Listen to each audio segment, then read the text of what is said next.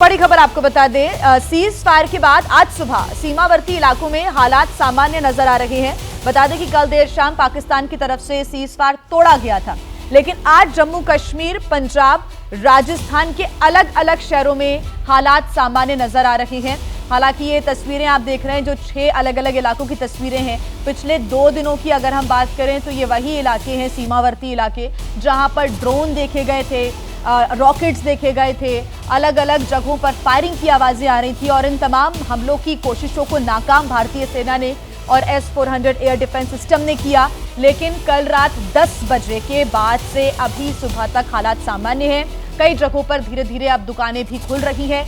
बहुत जरूरी है तो ही घर से बाहर निकलें, ये हिदायत दी जा रही है। एहतियातन कदमों को उठाने की बातें हो रही हैं। श्रीनगर से आसिफ हमारे साथ जुड़े हैं, साथ ही अहमद बिलाल हमारे साथ जुड़ गए हैं। अहमद बिलाल, पहला सवाल मेरा आपसे ये है कि अभी श्रीनगर की क्या स्थिति आपको नजर आ रही है, क्योंकि कल रात 10 बजे के बाद से अभी हालात सामान्य हैं। हम चाहेंगे आप ग्राउंड पर हैं, तस्वीरें दिखाएं, आपने रात भर किन स्थितियों को देखा? बिल्कुल जी, आपको बताना चाहूँगा कि कल रात जिस तरीके की फायरिंग और ड्रोन साइटिंग जो है वो श्रीनगर के आसमान में देखने को मिली थी, उसके बाद जो लोग हैं वो अपने घरों को वापस चले गए थे। जो जितनी दुकानें थी वो ज़रूर बंद हो गई थी, सड़कों पर आवाजाही जो है वो कम हो गई थी।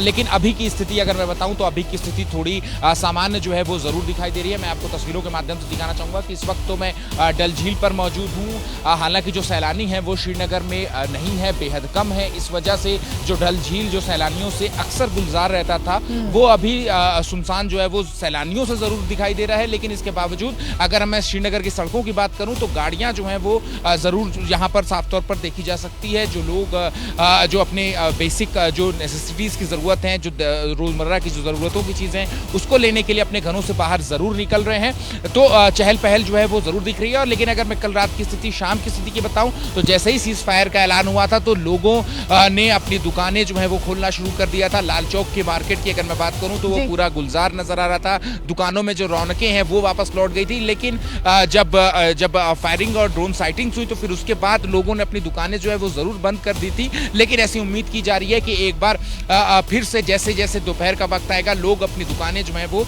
एक बार फिर से खोलना शुरू करेंगे। जी हाँ, ठीक है। तो श्रीनगर की क्या स्थिति है? डल लेक के किनारे हमारे सहयोगी अहमद बिलाल आपको जानकारी दे रहे थे। अजय के पास लिए चलते हैं जो कि जम्मू में इस वक्त मौजूद है। जम्मू के किस एरिया में आप मौजूद हैं उसकी तस्वीरें दिखाएं अजय, और वहां की क्या स्थिति है अभी? देखिए जी हाँ, मैं इस समय जम्मू में भारत पाकिस्तान अंतर्राष्ट्रीय सीमा जो कि पाकिस्तान की फायरिंग का गवाह रहा है उसके एक कैंप में हूँ। ये सरकारी स्कूल है और यहाँ पर देखिए ये जो आप लोग देख रहे हैं, जी हाँ, ये लोग बॉर्डर पर, एक्चुअल बॉर्डर पर जो पीड़ित लोग हैं ये वो लोग हैं। और ऐसे दर्जनों कैंप यहाँ आरसपुरा में बनाए गए हैं। ये लोग दरअसल यहाँ 3-4 दिन पहले आना शुरू हुए थे और ये वो लोग हैं जिनके घरों को टारगेट कर पाकिस्तान, रिहायशी इलाकों की जब हम बात करते हैं ना जी हाँ, तो यही लोग हैं जो उस बॉर्डर की फायरिंग को झेलते हैं। यही वो लोग हैं जो उन घरों में रहते हैं। अब एहतियातन इन सभी लोगों को, हजारों लोगों को यहाँ सुरक्षित स्थानों पर भेजा गया था। लेकिन कल रात जिस तरह से पाकिस्तान ने हिमाकत की और लगातार सीज फायर पर मानने के बाद के 3 घंटे बाद फायरिंग की, उसके बाद ये लोग हिम्मत नहीं जुटा पा रहे हैं। हम करीब ऐसे 2 से 3 कैंप्स में गए हैं जी हाँ, लेकिन ये लोग हिम्मत नहीं जुटा पा रहे हैं वापस घरों में जाने की। यहाँ इस कैंप में इनके लिए नाश्ता तो बन ही रहा है, लेकिन उसके साथ लंच की भी तैयारी हो रही है। और अपने घर से दूर यहाँ रहना इनके लिए कितना परेशानी भरा है, इनसे बात करते हैं। आपका क्या नाम है? कल रात को तो पाकिस्तान मान गया था कि अब फायरिंग नहीं करेंगे, फिर आप यहाँ फिर से उन्होंने फायर कर दिया था। धोखेबाजी करता है वो जी। घर जाने की हिम्मत नहीं जी, कहाँ जी जा पाएंगे, छोटे छोटे बच्चे हैं जी, तो फायर आएगा तो कहाँ जाएंगे, इसलिए परेशानी। इलाज क्या है? आज अभी क्या भावुक हो गए हैं बच्चों को लेकर जी, आप देख सकते हैं। तो क्या बच्चों की परेशानी ज्यादा है आपकी? अपनी भी परेशानी है, बच्चों की भी। तो यहाँ रहना तो अखरता होगा, यहाँ कौन रहना चाहता है? यहाँ कौन, देखो घर से बाहर कौन रहना चाहता, परेशानी है। घर से बेघर होकर बैठे हैं, परेशानी है। पाकिस्तान पर कब तक आप भरोसा नहीं करेंगे? आप कब तक यहाँ रहेंगे? कितनी बार भरोसा किया, फिर वो उल्लंघना करता है, बार बार उल्लंघना करता है। आपका क्या नाम है? बालग्राम। बालकराम जी, क्यों नहीं आप घरों में जा रहे हैं? नहीं जा रहे हैं। क्यों? घर जाते हैं वो उठा देते हैं, चलो भागो फायर होगा, हाँ, फिर क्या करेंगे उधर हम, हाँ, फिर इधर भागे। हाँ। हाँ जी। तो हिम्मत नहीं कर पा रहे हो? नहीं कर रहे। तो यहाँ पर सब खाना वाना मिल रहा है? सब नाश्ता ब्रेकफास्ट सभी मिल रहा है। तो यहाँ देखिए, ये वो लोग हैं जो यहाँ पर अंतर्राष्ट्रीय सीमा से सटे हुए इलाकों के लोग हैं। माता जी, आप क्यों नहीं घर वापस जा रही? वापस फिर जो जाना तो फिर उन्होंने आखना भला जाओ पीछे, तो फिर पीछे तो आना ही है। तो बच्चे कुदै न खज्जल होंदे पे, आपे कुदै समझ लो इत्थै कैंप च खज्जल होंदे पे आ, डंगर कुदै खज्जल होंदे पे न। तो सीज फायर हो गया भी, उन्होंने कह दिता भला बई मुड़ गए, उन्होंने फिर छोड़ दिता, तो कुत्थे जाना है? कहाँ जाना है? घर के पशु। आप भी सर वापस जाने की हिम्मत नहीं कर रहे? नहीं सर, क्यों? वही ये सीज फायर का उल्लंघन हो रहा है बार बार, तो क्या करेंगे उधर जाकर? कितनी बार जाएंगे उधर, फिर आएंगे वापस, तो उसमें क्या फ़ायदा? वो बार बार यही उल्लंघन करेगा। कल सीज फायर हुआ, 2 घंटे के बाद उन्होंने फिर शुरू कर दिया फायरिंग, तो उसमें क्या करेंगे जाकर?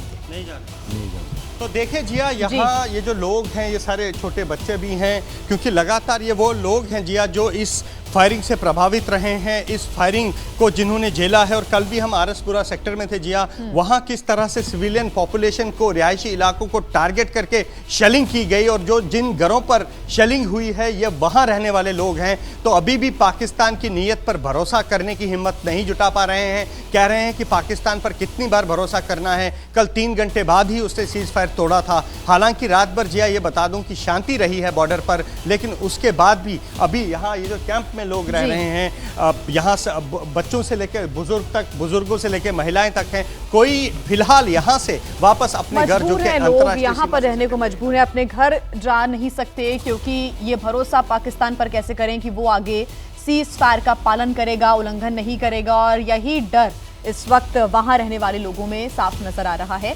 आसिफ के पास लिए चलते हैं। आसिफ कुरैशी हमारे साथ लगातार जुड़े हुए हैं। आसिफ, अब ये तो खैर सभी तस्वीरें बयां कर रही हैं कि कल रात 10 बजे से अभी तक शांति है, कई जगहों पर धीरे धीरे कर दुकानें खुल रही हैं, पर्यटक बहुत कम हैं, जाहिर सी बात है, स्वाभाविक सी बात है, लेकिन अभी भी भरोसा कम है। ऐसे में एहतियातन तमाम कदम उठाए जा रहे हैं। पाकिस्तान की तरफ से कब वो अपने बददिमाग से कुछ भी कर दे, ये किसी को नहीं मालूम। बिल्कुल जी, आप देखिए, जैसा अभी अजय बात कर रहे थे लोगों से, लोगों के जहनों में वही चीज़ है जो लगातार उनके साथ हो रही है, क्योंकि वो सरहदों पर रह रहे हैं और उन्हीं को सबसे ज़्यादा इस दुस्साहस का जो नतीजा है वो झेलना पड़ता है। सरहद के लोग लगातार कई दशकों से गोलीबारी झेल रहे हैं, और जिस तरीके से हाल फिलहाल के दिनों में जो कुछ घटनाक्रम हुआ, अब 2 चीज़ें जो हैं वो यहाँ पे सामने आएगी। एक, सैन्य तौर पर इसकी समीक्षा होगी कि क्योंकि जिस तरीके से भारत ने एक अब नई नीति बनाई है कि कोई भी हमला, आतंकी हमला अगर जम्मू कश्मीर में होता है या देश के किसी हिस्से में भी होता है जिसके तार पाकिस्तान से जुड़े हो, तो उसको एक एक्ट ऑफ वॉर माना जाएगा और उसको निशाना बनाया जाएगा। यानी कहीं ना कहीं जो ज़मीनी हकीकत अब ये हो गई है कि हर उस हमले को रोकने की जिम्मेदारी हमारी सुरक्षा एजेंसियों पर भी होगी, क्योंकि कश्मीर घाटी या देश में होने वाला कोई भी हमला दोनों देशों के बीच जंग छेड़ सकता है, ये अब तय हो चुका है। दूसरी बात यह है कि सैन्य तौर पर समीक्षा जो इस समय हो रही है कि आखिर इतनी तैयारी के बाद भी पाकिस्तान से आने वाले ड्रोन इतने अंदर तक कैसे आए, और क्या हम वो सामरिक जो द्वंद्व में जो हम नतीजे चाहते थे वो हासिल किए हैं, जो पाकिस्तान के अंदर टेरर इंफ्रास्ट्रक्चर को निशाना बनाने का हमने टारगेट सेट किया था, उसको हासिल किया है नहीं। इसकी सैन्य समीक्षा भी इस समय के बाद अब होगी, लेकिन राजनीतिक तौर पर बहुत ज़्यादा नुकसान जो है वो जम्मू कश्मीर में इस वजह से उठाना पड़ेगा कि धारा 370 हटने के बाद जहां ये अब उम्मीद की जा रही थी कि जम्मू कश्मीर एक अंतर्राष्ट्रीय मसला नहीं होगा, अंतर्राष्ट्रीय तौर पर इस पर कहीं बात नहीं होगी, लेकिन अमेरिकी राष्ट्रपति डोनाल्ड ट्रंप के ट्वीट ने एक बार फिर से जम्मू कश्मीर को एक समस्या बताकर इसके समाधान की बात करके इसका अंतर्राष्ट्रीयकरण करने की जो शुरुआत की है, उस पे जो राजनीति देश के अंदर और देश के बाहर होगी, उससे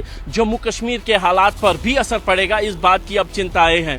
लेकिन कुल मिला के देखें तो जम्मू कश्मीर में हालात सामान्य हैं, लेकिन जिस तरीके का माहौल पहलगाम घटना के बाद दोनों देशों के बीच हुए तनाव ने, जहां दो न्यूक्लियर देशों को जंग के मुहाने तक ले लिया था, और किस तरीके से किसी तीसरे देश के दखल के बाद दोनों देश जो है युद्ध विराम पर तैयार हो गए, शांति हो गई है, लेकिन उसके नतीजे दूरगामी नतीजे होंगे। अब वो और आप आसिफ ये सही कह रहे थे कि और हमारे सहयोगी लगातार अजय हमारे साथ बने हुए थे, उनका ये सही कहना है कि जम्मू कश्मीर की जो घाटियां हैं वो कई कहानियां देख चुकी हैं, संघर्षशीलता की भी, परसिवरेंस की भी।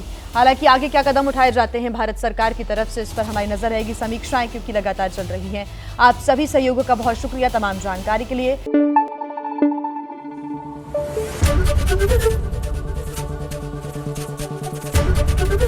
एबीपी न्यूज आपको रखे आगे।